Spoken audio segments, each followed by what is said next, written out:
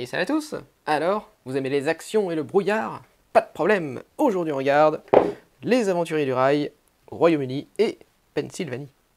Alors attention, c'est bien une extension des Aventuriers du Rail, donc si vous n'avez pas le jeu de base, soit les Aventuriers du Rail Europe, soit les Aventuriers du Rail États-Unis, vous ne pourrez pas jouer parce que vous aurez besoin de cartes wagons et vous aurez évidemment besoin de petits wagons pour jouer à cette boîte.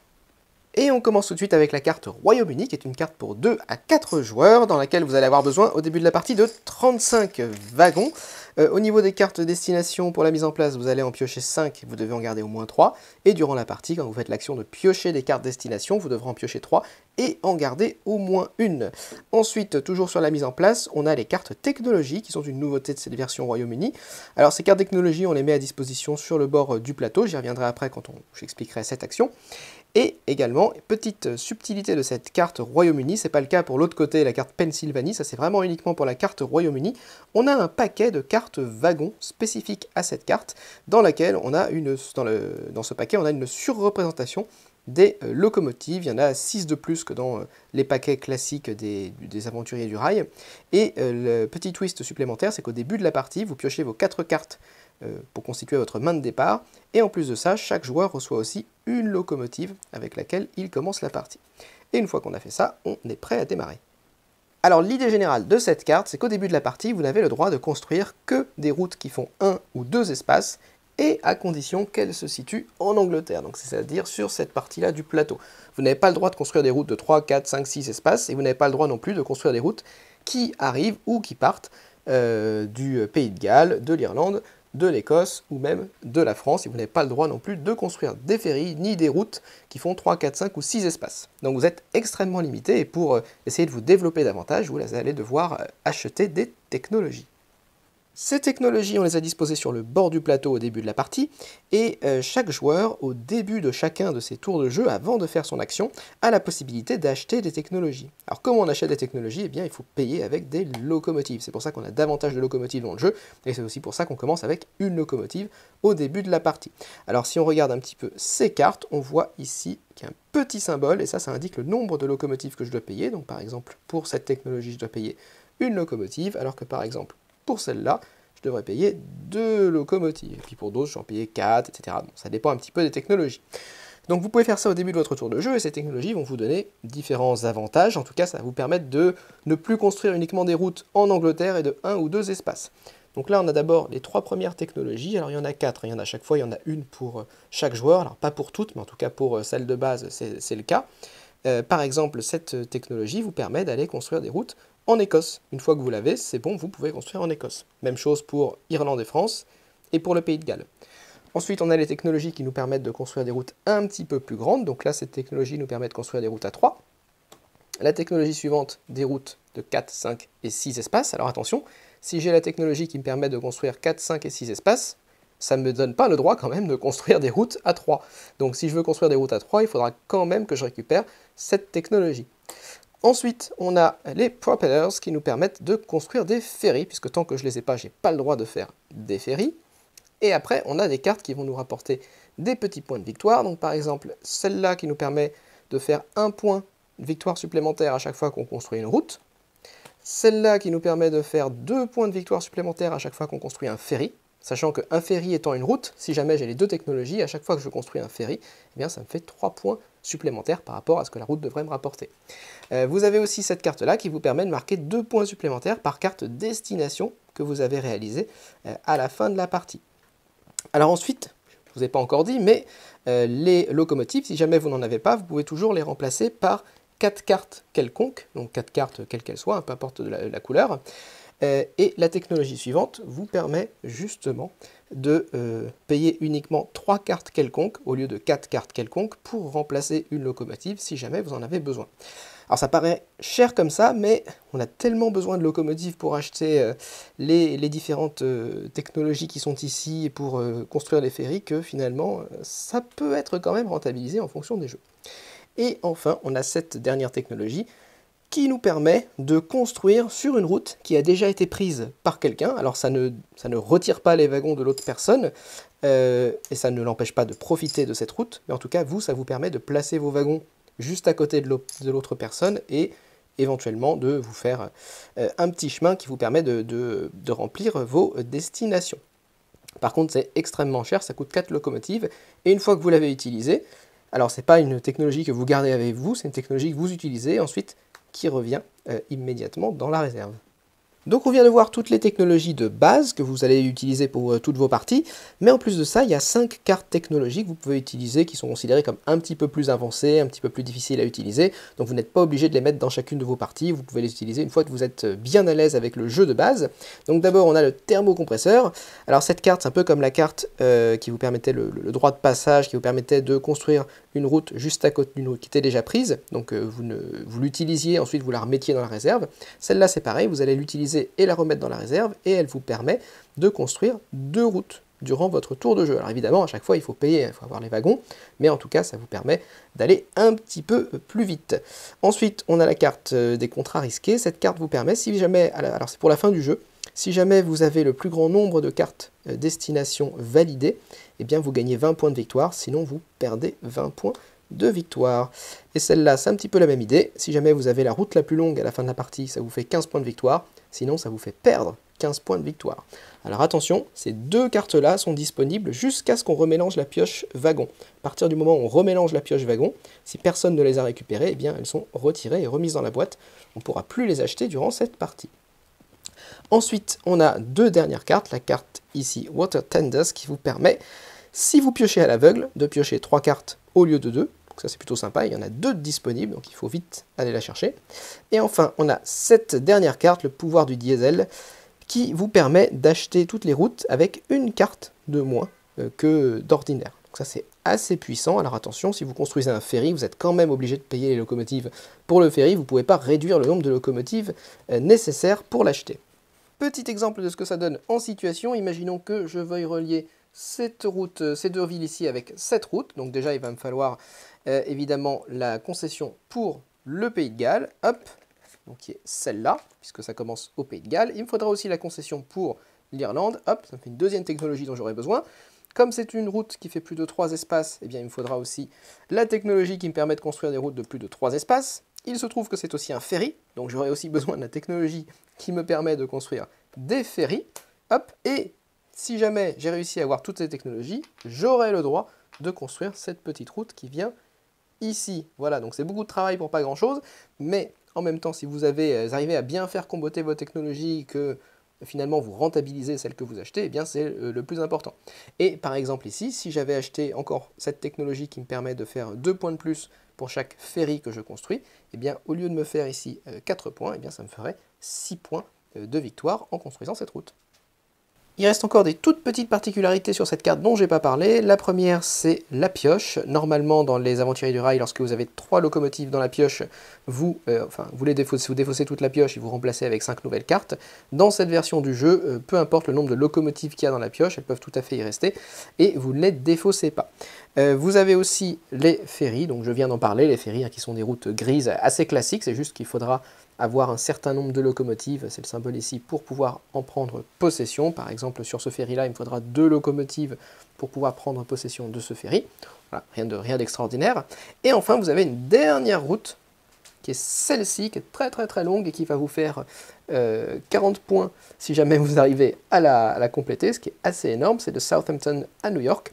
Cette route-là, elle est particulière, déjà parce qu'elle fait beaucoup de points, mais surtout parce que vous n'avez besoin d'aucune technologie pour la construire. Donc même pas la technologie des ferries ou la technologie pour compléter des grandes routes, vous n'avez besoin d'absolument rien, vous pouvez la faire sans aucune technologie. Le décompte se déroule de manière tout à fait classique, il n'y a pas de bonus pour la personne qui a réussi le plus de destinations, ni pour la personne qui a fait la route la plus longue, il n'y a que les points que vous avez marqués durant la partie et les points de vos objectifs. Et on en arrive maintenant à la Pennsylvanie, donc qui est la carte qui est de l'autre côté du plateau. Donc cette carte qui est un petit peu plus classique dans sa mise en place, c'est une carte pour 2 à 5 joueurs. Vous allez utiliser les cartes wagons classiques des Aventuriers du Rail Europe ou États-Unis. Et vous allez prendre avec vous 45 wagons. Ensuite, vous allez piocher des petites cartes objectifs, comme d'habitude. Vous devez en prendre 5 et en garder au minimum 3 au début de la partie. Et durant la partie, si vous faites l'action de piocher des cartes destination, vous devrez en piocher 4 et en garder au minimum 1. La petite différence dans la mise en place, c'est qu'on va avoir des actions qu'on va placer sur le bord du plateau. Donc il y a des actions qui correspondent à des compagnies de chemin de fer dont on retrouve les noms ici sur les routes un petit peu partout. Et on va trier ces actions tout simplement et on va les placer sur le bord du plateau à disposition de tous les joueurs. Et une fois qu'on a fait ça, on est prêt à commencer la partie. Voilà, juste pour vous montrer, vous avez ces actions qui sont disposées sur le bord du plateau, et en fonction des compagnies, vous avez plus ou moins d'actions disponibles. Par exemple, si je prends cette compagnie, on n'a que 2 actions, elles sont numérotées, 1 sur 2, alors peu importe, ce qui est important c'est combien il y en a, la numérotation n'est pas très importante. Par exemple, cette compagnie-là, par contre, elle en a 15, donc ça va un petit peu de 2 jusqu'à 15 avec tous les chiffres disponibles. Et vous avez également indiqué sur chacune de ces actions le nombre de points qu'elles vont vous rapporter éventuellement à la fin de la partie.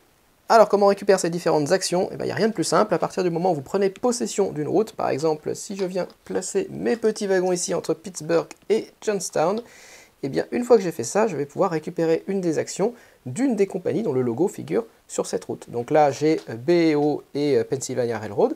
Et je peux prendre soit la première action du tas Pennsylvania Railroad, soit la première action du tas Baltimore et Ohio Railroad, et je choisis celle que je souhaite, je la garde face cachée devant moi, et ensuite c'est au prochain joueur de jouer. Donc ça va se passer à chaque fois qu'on va prendre possession d'une route. Alors en fonction des routes, ça va être des compagnies un petit peu différentes, et vous allez à chaque fois récupérer et accumuler des actions jusqu'à la fin de la partie. À la fin de la partie, ces actions vont vous rapporter les points, comme je vous le disais, en fonction du joueur qui en a le plus. Donc par exemple sur Pennsylvania Railroad, qui est l'action qui rapporte le plus parce qu'il y a énormément... Enfin, la compagnie qui rapporte le plus parce qu'il y a beaucoup d'actions, le joueur qui en a le plus va marquer 30 points, le deuxième qui en a le plus va marquer 21, le troisième 14, etc. Alors évidemment, si vous n'avez aucune action de cette compagnie-là, vous n'allez récupérer aucun point.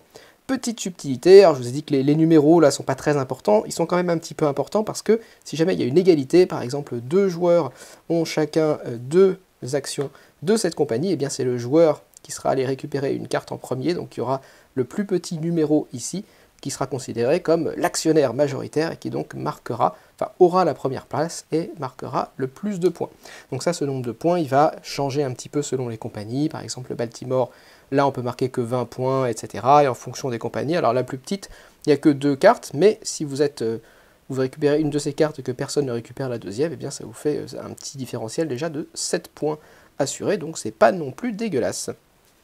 Le reste du décompte se déroule de manière tout à fait classique. On a quand même un petit bonus Globetrotter pour celui qui a réussi à valider le plus de tickets destination et qui lui fait gagner 15 points de victoire à la fin de la partie. Boum! Et c'est tout pour les Aventuriers du Rail, Royaume-Uni et Pennsylvanie. Alors évidemment, la carte principale de cette extension, c'est quand même la carte Royaume-Uni parce que c'est celle qui apporte le plus de choses différentes. Alors déjà, les illustrations sont quand même extrêmement jolies. Les cartes sont vraiment très très belles, il faut le signaler. Les locomotives aussi sont absolument magnifiques. Donc c'est vraiment visuellement, c'est une carte qui est très belle.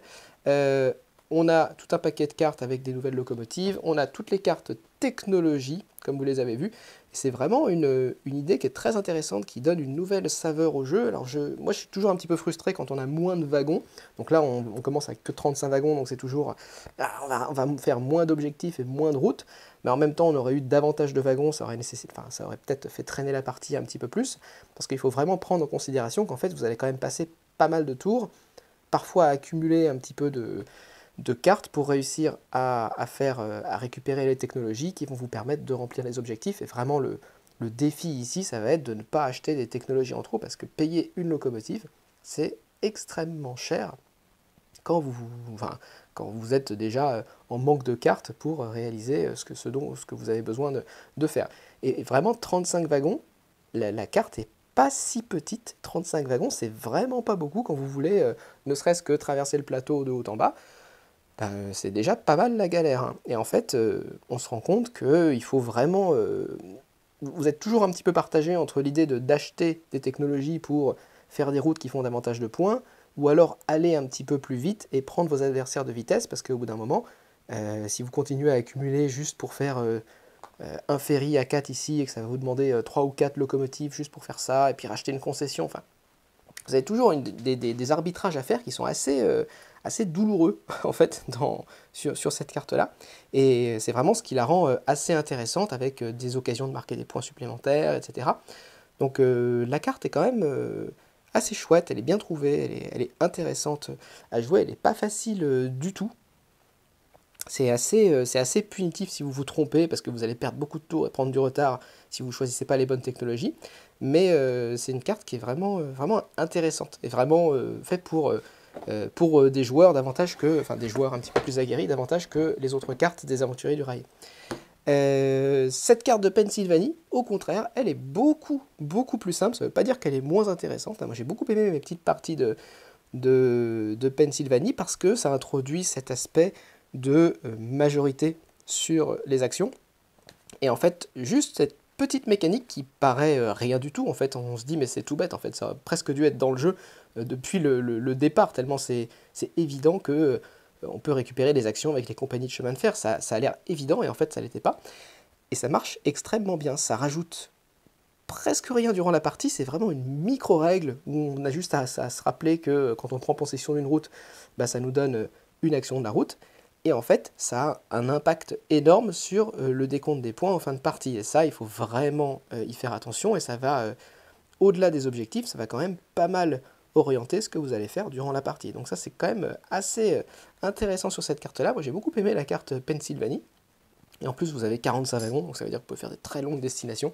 Et ça, c'est quelque chose que j'aime bien dans les Aventuriers du Rail. Voilà. Donc globalement, moi, c'est une extension que j'aime beaucoup, qui fonctionne très bien, que ce soit Royaume-Uni ou Pennsylvanie. Ce sont deux cartes extrêmement différentes. Une qui est plutôt dans la limite haute au niveau complexité dans les extensions des Aventuriers du Rail. C'est peut-être même la plus complexe que je connaisse.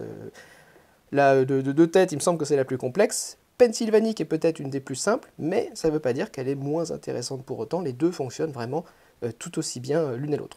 Voilà. Et bah donc c'est tout pour moi aujourd'hui pour les Aventuriers du Rail, Royaume-Uni et Pennsylvanie. N'hésitez pas à laisser un commentaire, à mettre un pouce vers le haut, à vous abonner. Et moi je vous retrouve la prochaine fois. Salut!